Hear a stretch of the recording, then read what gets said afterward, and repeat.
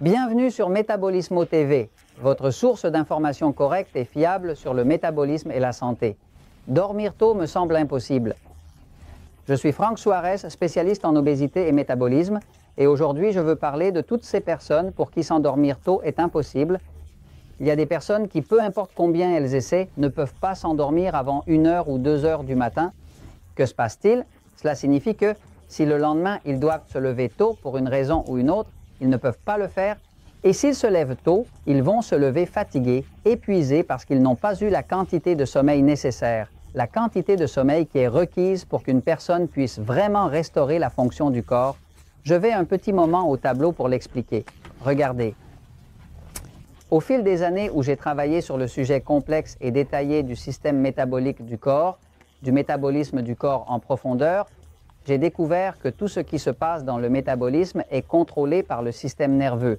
Le système nerveux central autonome se trouve ici dans le cervelet, à l'arrière du cerveau, et ce que l'on appelle le système nerveux central autonome est comme un ordinateur qui fonctionne 24 heures sur 24, 7 jours sur 7, et cela tout le temps.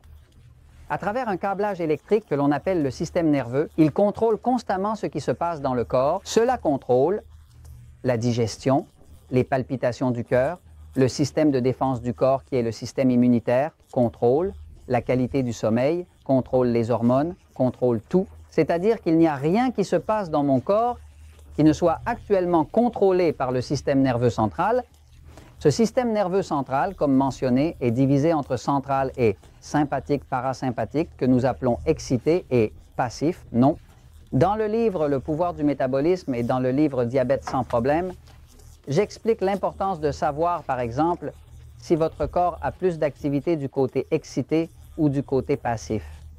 Mais cette fois, je veux vous parler spécifiquement de ce qu'une personne peut faire pour s'aider à s'endormir plus tôt, afin de ne pas devoir veiller toute la nuit, et puisse se lever le lendemain après avoir reposé les heures minimales nécessaires pour qu'une personne puisse réellement restaurer sa santé, restaurer son métabolisme.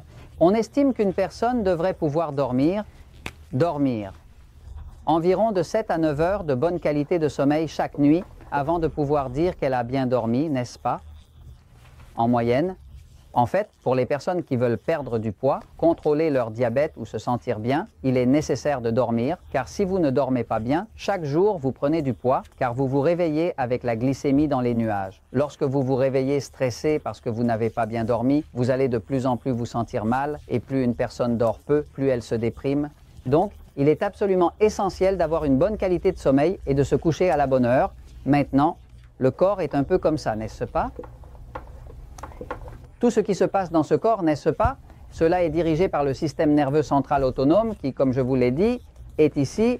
Maintenant, le corps a en interne, à l'intérieur, comme une sorte d'horloge. Cette horloge qui est appelée le rythme circadien. Sur une horloge ordinaire, vous verriez qu'il est ici, je ne sais pas, à minuit ou à midi, à 15 heures, à 18 heures. Ces heures sont des repères importants dans notre quotidien. Elles nous aident à structurer nos activités.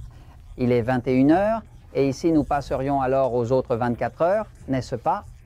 Exactement. Que serait alors 3 heures du matin, 6 heures du matin, 9 heures du matin, 3 heures de l'après-midi, 6 heures de l'après-midi et ainsi de suite. Par là sont les 24 heures. Non. Maintenant, le rythme circadien, qui est l'horloge interne du corps, je veux vous expliquer que le mot circadien vient de ce qui suit.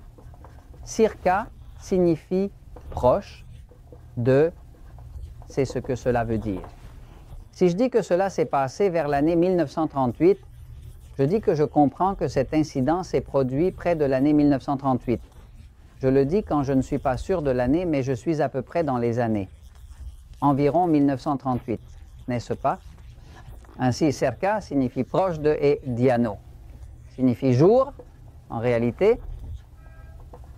Ainsi, le rythme circadien est ce qu'on appelle un rythme proche de l'horaire d'une journée, et c'est ce que cela signifie. Maintenant, cette horloge interne, un rythme circadien biologique complexe et précis, est dans le système nerveux et depuis le cerveau, tout ce qui doit se passer est contrôlé selon notre héritage. D'où nous venons, n'est-ce pas? Historiquement, Vers 6 heures du matin, ici vers 5 heures à peu près, le soleil se lève.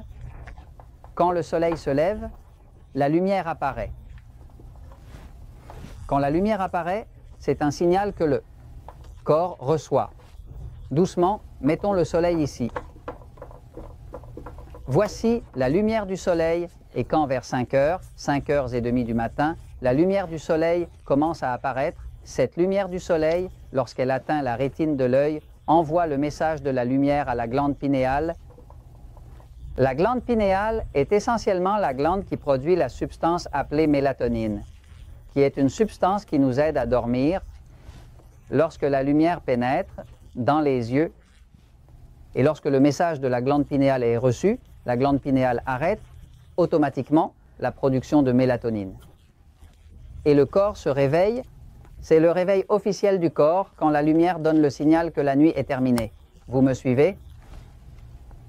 La mélatonine que certaines personnes ayant des problèmes de sommeil prennent, car elle est une mélatonine naturelle, est une hormone, mais c'est une hormone qui aide à dormir. En fait, elle a même un effet anti-cancer. Cette hormone est celle qui donne le signal à toutes les cellules qu'il est temps de dormir. Il est temps de dormir et de réparer. Lorsque la lumière touche les yeux, la production de mélatonine s'arrête automatiquement. Par exemple, quand une personne se lève le matin à 5 heures ou 5 heures et demie, c'est à ce moment-là que le soleil se lève. La lumière entre automatiquement dans les yeux pour la production de mélatonine et c'est le signal pour le corps « réveille-toi ». Maintenant, si la journée passe, 5 heures du matin, 9 heures du matin, 12 heures de midi, 3 heures de l'après-midi, 6 heures de l'après-midi, plus ou moins par ici, 6 heures et demie, par ici, 6, 7. Ici se produit un autre phénomène. 19 heures, ici nous sommes à 5 heures du matin. D'accord? C'est tôt le matin? Non. Vers 19 heures, qu'est-ce qui se passe? Le soleil se couche.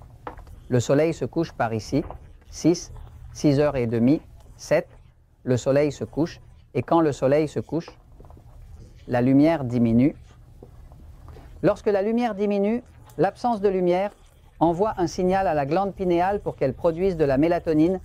Ainsi, lorsque la glande pinéale commence à produire plus de mélatonine, la personne ressent de la somnolence. Mais que se passe-t-il dans le cas d'une personne qui est stressée, qui a beaucoup de travail et qui doit continuer à travailler? C'est qu'il continue à travailler.